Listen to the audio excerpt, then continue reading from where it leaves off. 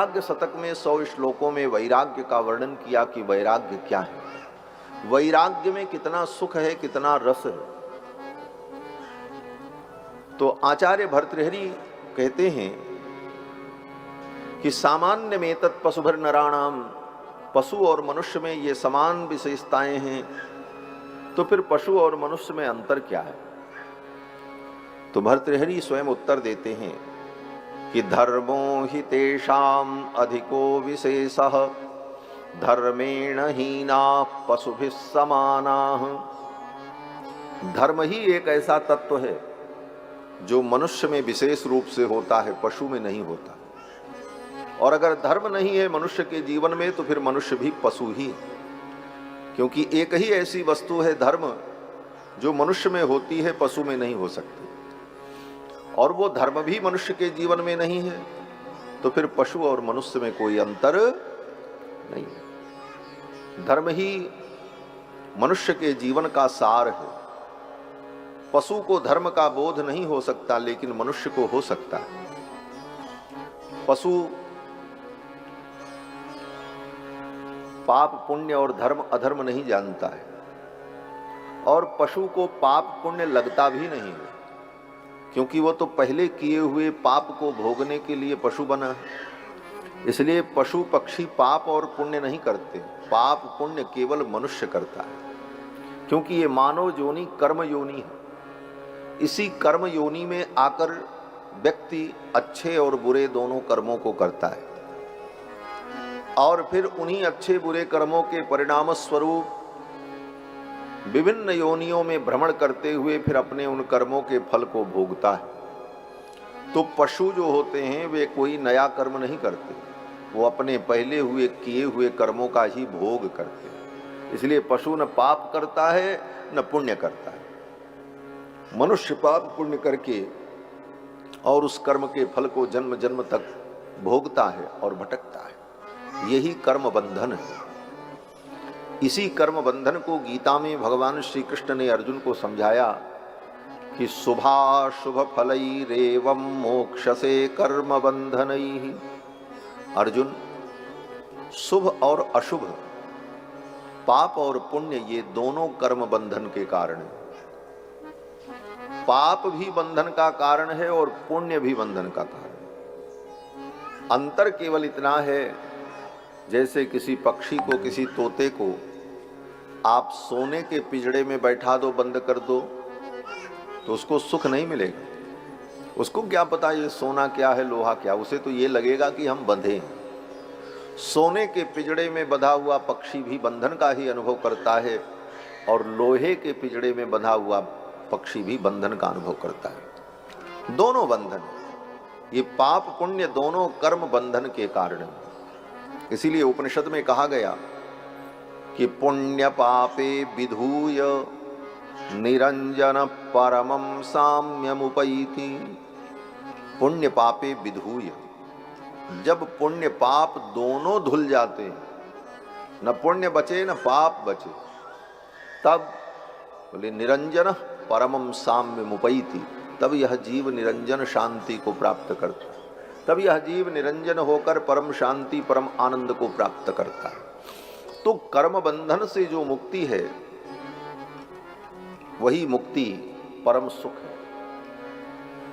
और इस कर्म बंधन से मुक्त होने के लिए ही सारे शास्त्र प्रयास करते हैं।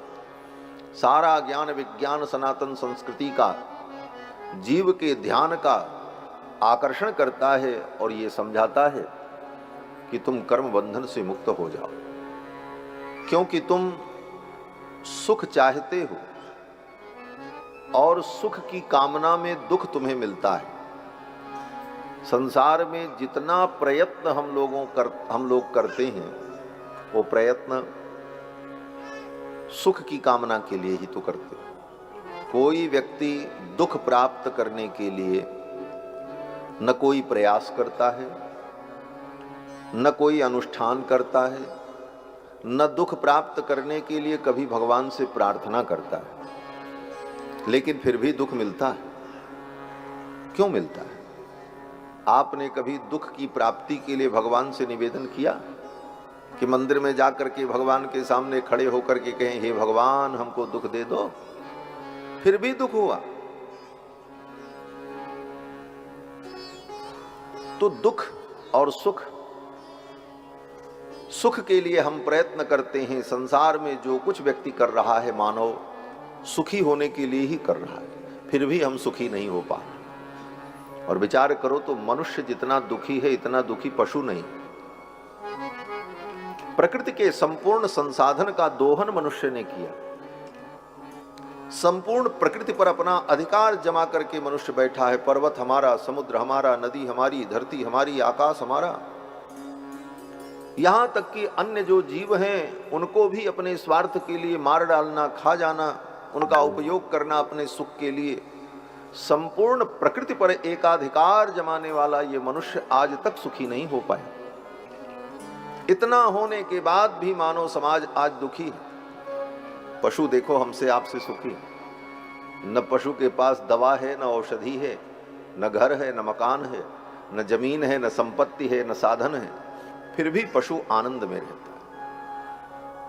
और मनुष्य, बोले मनुष्य को इतनी टेंशन है कि उसको नींद नहीं आ रही, डिप्रेशन है, हजारों प्रकार की, लाखों प्रकार की ऐसी ऐसी भयंकर बीमारियां हैं। पशु को कोई बीमारी भी नहीं होती। हम छोटी छोटी बातों पर रोते धोते रहते हैं, पशु प्रसन्न रहते हैं। अगले क्षण पशु को मरना है उसको पता भी नहीं होता और हंसता रहता और हंसते हंसते मर भी जाता है। क्या विडंबना है कि मानव इतना प्रयास करने के बाद भी आज तक सुखी नहीं हो पाया, क्योंकि सुख चाहता था। सुख की चाह ही खत्म हो जाए, अपने आप जीव सुखी हो जाए। सुख की चाह में हम दुखी होते रहते। तो ये कर्म बंधन जो है हमारे जीवन से, ये कर्म बंधन मिटे, इसी का प्रयत्न सकल शास्त्र में किया गया है। और हम अपने स्वरूप को समझें। जीवन के इस अमूल्य समय को जिस संसार के प्रपंच में हम बिता देते हैं, इसका परिणाम अंत में शून्य होता है। बड़े से बड़े पद को पालो, क्या होगा? बड़ी सी बड़ी व्यवस्थाएं बना लो, अंत में सब कुछ छोड़ करके चले ही जाना है। बड़े बड़े राजा आए जिनकी तूती बोलती थी, लेकिन आज उनका नाम भी पता नहीं है लोगों को। भूप अनेक भये पृथ्वी पर, रूप तेज बलवान, काहु न बचो या काल ब्यालते, मिट गए नाम निशान। धवल धाम धन गजरथ सेना नारी, चंद्र समान, लेकिन आज कहीं भी उनका अस्तित्व नहीं बचा। तो ये संसार अनित्य है, और इस अनित्य संसार में आकर हम अपने आत्मा के स्वरूप को समझें और परम कल्याण, परम आनंद की प्राप्ति और कर्म बंधन से मुक्ति कैसे हो, इन्हीं विषयों पर विचार करने के लिए शास्त्र की प्रवृत्ति होती है।